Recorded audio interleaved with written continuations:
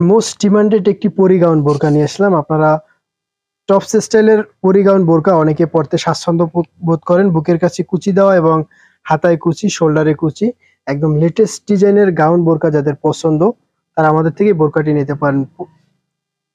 খুবই সুন্দর, একদম লেটেস্ট ডিজাইনের আমাদের এই প্রত্যেকটি বোরকার প্রিন্ট। যারা প্রিন্ট হিজাবি গাউন পছন্দ, পড়তে স্বাচ্ছন্দ্য বোধ করেন তারা আমাদের থেকে এই বোরকাটি নিতে পারেন।